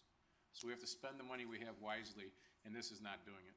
Okay, Member Zay, I just want to reply a little bit to what you said. First, I want to say that we cannot control what the clerk decides to do. That's under her purview. As a board, we work bipartisanly and we are very fiscally responsible. We cannot impose that on other departments. And again, I assume that she has enough within her budget and is not going to come back and tell us that she doesn't have any money at the end of the year. I do have full confidence that Recorder Chaplin has made decisions within the budget that she's been given. So I think we need to give her a little bit of grace. She's brand new to office and she's making adjustments she feels are appropriate for her office. Member Galassi. Thank you, Madam Chair. I just want to add to some of the conversation that's going on about the clerk's pay raises. I also agree 12% is out of line based on what the rest of the county is getting at 3%, and just in the private sector, number one. And number two, the issue that I have with it is just simply lack of transparency. Like everyone else has mentioned, I appreciate our new recorder Chaplin being here to explain that she went through a very thoughtful process to look at where her employees were and that they did need equitable raises. To me, that makes sense. She's been in office since November and she's already been here. I've never seen the clerk. I've been here since November. She's never come to speak to us. She didn't come to say, this is what I'm doing. I don't need these for head count. I mean, we asked for information about budgets, and for us to do our duty and be stewards of our taxpayers' money, we need to have this information to know if we're passing a good budget or not. And I don't feel like that has been transparent with the clerk's office. I've never heard her speak. She hasn't given any explanations for her budgets, and that is where my concern lies. If she didn't, to what Member Zay's point, if she didn't need the 4 head counts that she eliminated, then we should have been made aware when we were analyzing the budgets. So I understand that we don't have the authority to oversee what she does with the money, but we should have some transparency when we are passing the budget and have the opportunity to ask questions of the elected official. Thank you. Okay, since it's pretty well known that the deputy clerk makes a lot of decisions in the clerk's office, would you like to respond to these raises, Deputy Clerk? No, thank you. Okay, then we'll move on to Member Covert. Thank you, Madam Chair. I want to mention that, we need a well-functioning recorder's office, and we need to support the new recorder with what she needs to make that a functioning office. And there's 2 components that we're talking about. We're talking about pay raises, which are clearly needed, and that depends on position, skill, and the economic situation of the time. When I read that the raises were, or the pay rates were as low as $40,000, that's not a livable wage for a family. And so we are trying, I think most people agree in this room that we do need to have a livable wage for all our employees, and we need to keep up with the times. So thank you for suggesting that. And as far as digitization go and update of records, we need that as well. I think this is good. This is money spent well. And I do understand the concerns of other members of the financial aspect of this, and maybe they are trying to associate this situation with prior situations and fears, but I do have confidence in our recorder, as she was the chair of finance here on this board, and she was a board member. So I do trust that she will be fiscally responsible with her budget, and it is in her discretion to give these pay raises. So I'm happy to support anything that the recorder needs to have a well-functioning office. Thank you. Okay, Member Honig. Thank you, Chair Conroy. I just wanted to thank Recorder Chaplin for coming here, and it definitely speaks to her character and tenacity to work with staff regarding these raises and notifying the board. I think due diligence is being displayed by Recorder Chaplin and paying people not only what they're worth, but also making sure employees are within that median range that she was talking about in a livable wage. I also do believe that this is a fiscal board, like Chair Conroy said, and we can recognize the needs and meet them where they are, and all needs facing DuPage County, not just some, but all. And I also do not believe that the ranges are being thrown up in question in regards to the Recorder's Office. They are just being put to the standard they should be met at. And I also commend the Recorder's Office for taking the issue of digitizing our records, and I think that will also benefit the whole county. And that's all I have. Thanks, Chair Conroy. Okay, member you. Thank you, Madam Chair. I know we're toggling back and forth between the issue of pay raises and with regard to this microfiche. I just had one more question for Recorder Chaplin, and I do appreciate her coming up to answer my questions with regard to that budget transfer and also the process that you've taken to do the pay raises in your office. But I think somebody else mentioned that your predecessor, that this was not a project known by procurement. It didn't include IT. So I'm just wondering, going forward, will there be a new bid? Will there be another vendor that will come in, or will we continue to use U.S. Imaging, because this was not somebody who we bid out and went through the procurement process, right? Well, great questions. As far as future that is such a hard word to say. It's hard word to say, digitization. We're not sure exactly how we're going to do that. We really have to look at the need for it, right? We want to make sure there's a cost benefit to it. But as Anthony said, we might work in-house to back index and maybe digitize. So we're gonna look at that. But like I said, really the most important thing is getting that. You know, I'm really happy that we were able to work with U.S. Imaging and have them deliver the film here, take that bad film out and salvage part of this, because there were attorneys involved. So we just handled it with U.S. Imaging, which kudos to IT. My staff did an excellent job. So I'm happy about that. And as far as, the digitizing, we're going to do a little more research on that in the back indexing. And then, with regards to the salaries, I just wanted to mention too, and maybe Nick, you might be able to help me, but it was a few years ago, we did a salary study at the county, and we boost a lot of our employees up. And we boost the state's attorney's office up recently too, I think to like $80,000 a year. Now, if we didn't give our other elected, if the other elected officials were maybe not comfortable or maybe weren't sure how to approach the board, they might be just trying to get up to that themselves, because I remember we did give generous increases, and if other departments didn't do that, they may be trying to make up for that now. I'm not speaking for any other departments. That might have been what happened in the recorder's office too. But that's just something to keep in mind when we're talking about these raises, is because I remember we did that, and we did nice increases to each level of pay. Now, we may not have updated our salary chart, but I remember specifically doing that. Yeah, thank you.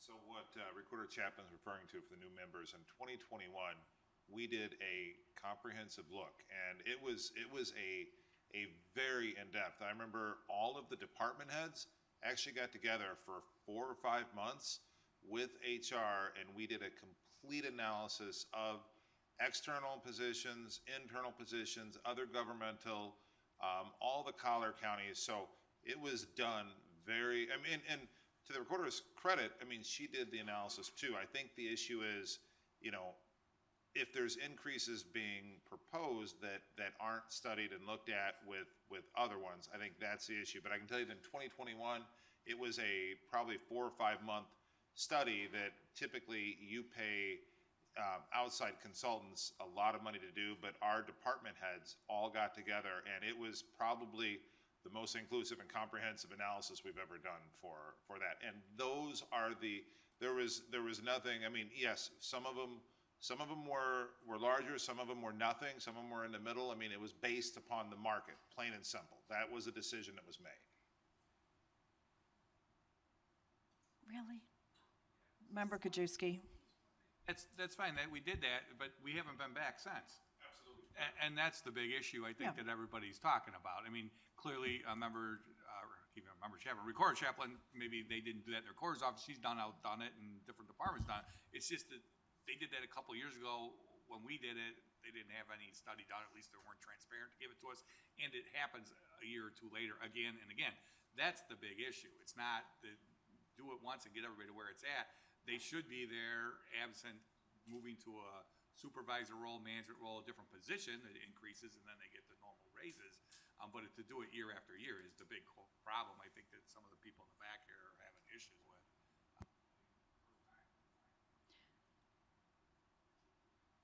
Okay, Member Desart. Thank you. And this question may be for Martinowitz, Jeff Martinowitz. Jeff, my question is this. How could the former recorder spend $680,000 on something without board approval, with no bid, no procurement? I mean, you know, some of the things that we've criticized the clerk for, it seems like we just wrote U.S. Imaging a check for $680,000. Could you answer it? Could you clear that up for me? I can't. I don't know what her process was in her department to procure goods and services, and she did not go through, it's my understanding she didn't go through county procurement, which is in the finance department.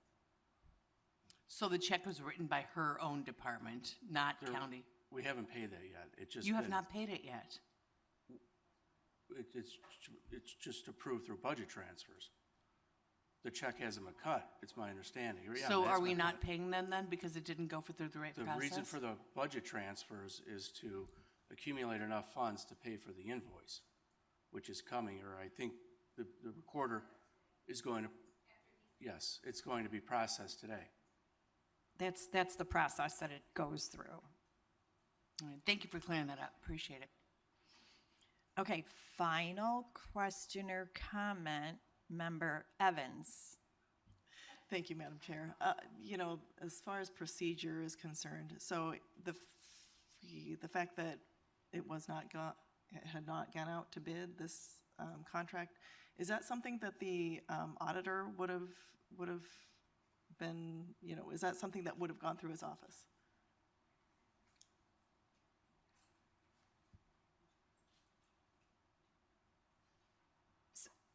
Thank you, Member Evans. So when you go out, when U.S. Imaging, I believe, contacted the county, they went down to Rantoul where we had some of our film. They saw the vinegar on that film. Then they came out here and looked. So then they presented a proposal, and that proposal was just signed. So there was no auditor wasn't involved. The auditor's not going to be involved until the contract is sent and then probably the invoices. So he wouldn't be. The auditor's not involved in the procurement process. So yeah. Okay. Yep. Okay, so we're going to move on to new business. Does anybody have anything? Member Galassi. I just wanted to ask about the public comment that we got in our inbox, the concerns that the resident made regarding the procedures that were followed by the coroner's office. Does somebody follow? I don't know how the procedures go. Is somebody going to follow up with that person about those concerns? Yes, it has been, and I think Nick, do you want to speak to that? You're welcome to, but yes, it has been addressed, absolutely. That comment, as well as any other ones, when they come in, we look at it, and the appropriate personnel, whether their staff or state's attorney, will make contacts and inquiries into it, and that one had that level of analysis as well. Thank you. Okay, Member Zay. Thank you, Madam Chair. You know, I'm going to agree with Member Eckhoff, and, you know, like it or not, next Monday there's going to be a new president, and you know what? The political rhetoric on this board for stuff has gotten to a fever pitch. Last time I checked, this person, President Trump, was president for 4 years, and we didn't implode. We didn't melt. We didn't do whatever. We continued. And to talk about, you know, fires, which happened during the Biden administration, saying it's only you know, global warming or whatever, when 115 million gallon reservoir is empty under repair and other things. It's just irresponsible. You can't draw a line between the two of them. And if anybody knows, I'm involved with water. If anybody knew how much water is being diverted out of California and Arizona that goes to Mexico through prior treaties, you would know what you're talking about, because that water is diverted from the United States for prior treaties all the way down through Phoenix, through Tucson, all the way into Mexico. So again, before we start making statements and saying, well, I don't have any hope for the next administration, whatever, let's get our facts straight and actually use facts and not just use rhetoric that we see on TV or social media, because it's irresponsible. Let's talk about what's actually affecting the people of DuPage County and not other parts of the country on conjecture and, you know, stipulation or speculation. So thank you. Okay. I would hope that the rhetoric on either side would remain as respectful as it has been in the last 2 years. I would say that we are very hopeful for the new administration, but in DuPage County, we were also being very cautious, because if there is anything where federal money is cut, we want to make sure we can continue to take care of our residents. I think the truth is we don't know what we don't know, so we'll remain hopeful until we have a reason not to be. Member Rutledge. Thank you, Chair Conroy. I just want to say that global warming is an outdated moniker for the changes that we're seeing in our climate. The appropriate term would be climate change, because it's not just a warming planet, it's the lack of rain, it's the tornadoes, hurricanes are getting stronger, those kind of things. So I'd appreciate it if we'd all name it what it is, climate change. Thank you. Member Desart. Thank you. Yeah, with the new administration coming in, I think there are things that our constituents are worried about that we should be thinking about and addressing. I received an email, I won't name names, but I'm a local resident living in Roselle, Illinois. With the incoming Trump administration's recent rhetoric on immigration, I have some questions regarding local coordination with U.S. Immigration and Customs agents. How will local agencies handle visits and requests from ICE agents? What is the plan? Are there any specific situations where a local agency might ask about immigration status? And are there policies regarding how the local agencies verify immigration status when providing services? My point in reading that is that our constituents are worried about these things with the new administration. And my guess is that with any new administration, people would have concerns and worries, whether it be Democratic or Republican. There would be concerns from our constituents, and I don't even know how to address this email, but these are things we should be thinking about. Thank you. I think as the executive of this county, I do think about those things, and we will continue to be prepared for whatever comes our way. And currently, we are a sanctuary state, so we assume that will continue, and we will continue to protect our communities. We have to wait and see. We don't know what we don't know, but again, we're going to remain hopeful. Member Galassi. Thank you, Madam Chair. I think what Member Zay's point is we've been under a different administration for the past 2 years, and I don't recall in the last 2 years that administration being discussed on the board floor in positive or negative. And I think that we've had a very functioning board for the past 2 years, and now that we have a new administration that was voted on by the people of the United States, I think we should continue that path of positive or negative. I don't understand what it's doing on the board floor here, because I think that's just going to get in the way of us doing the good work that we've been doing the last 2 years. I actually would agree with that. I think it's very important. We don't know what we don't know, but it is very important that this board continues to work as collaboratively as we have. We have healthy conversations, and let's not go and cause alarm when we don't know what is going to happen. Let's remain hopeful, and if it comes our way, we will handle it when it comes. That's the best thing that we can do as stewards of DuPage County. Member Krajewski. Yeah, thank you. Well, I think it's probably time we start talking about, we got the new administration coming in out in Washington. Some people may not like it, some people do. We got Springfield, which everybody knows about them. It's time to start talking about home rule for DuPage County and getting us home rule and allowing us to be able to do our things. So we're not reliant on having to have Springfield do something, or worried about the federal government cutting, our funding that's coming to us.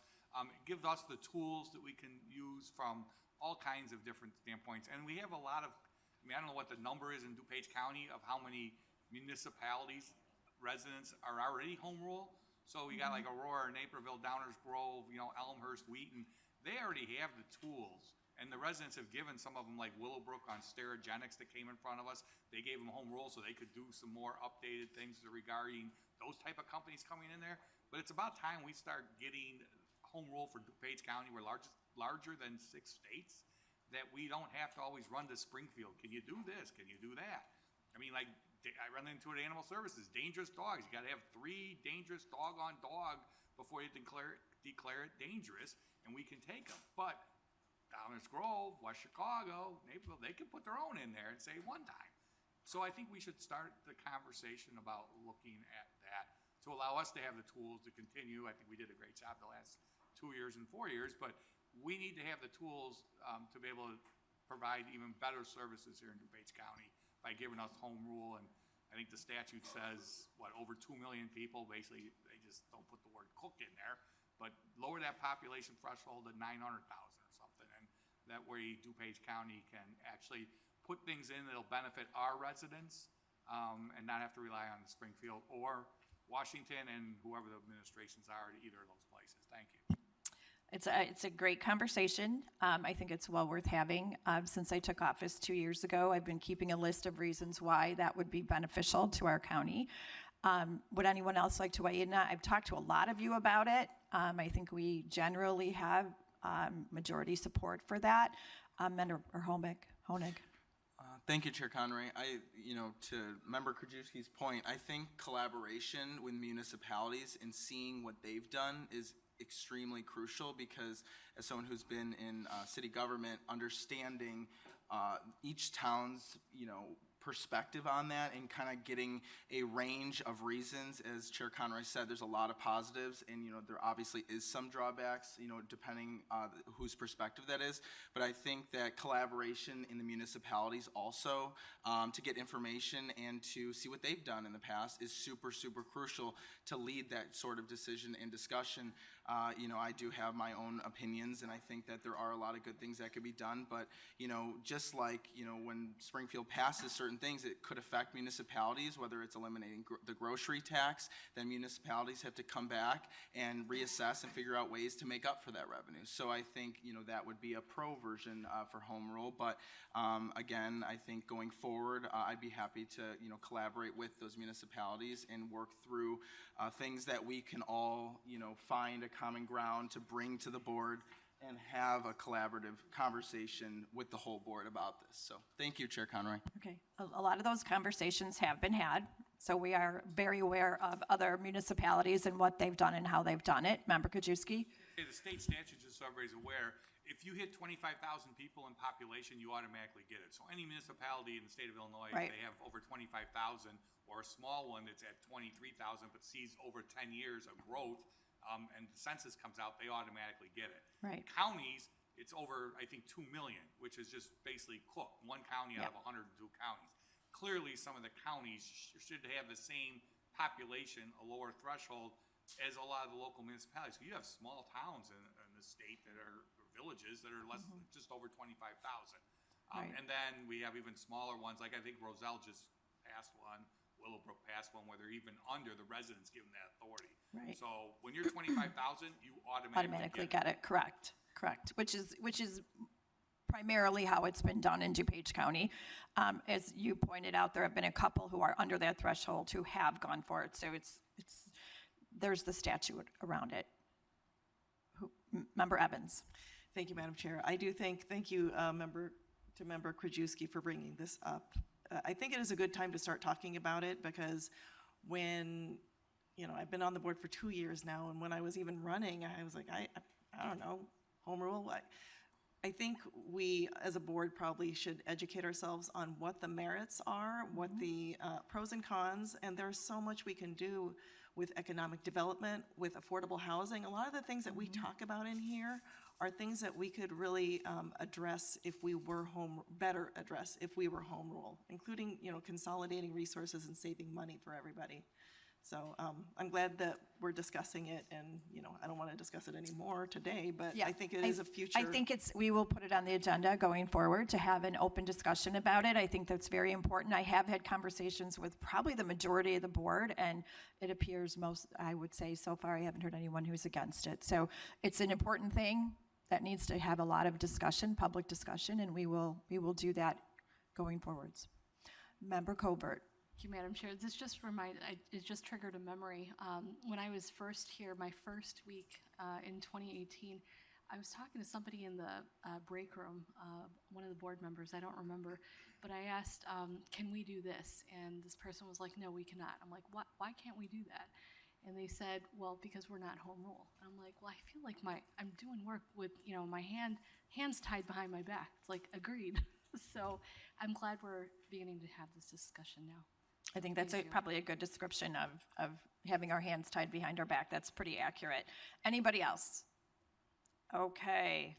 Well, I am informed that we have matters before us requiring us to enter into executive session. I'll ask those not associated with executive session to please exit the room. I'll take a motion to go into executive session pursuant blah, blah, blah, blah, blah, blah. Pending litigation. Pardon?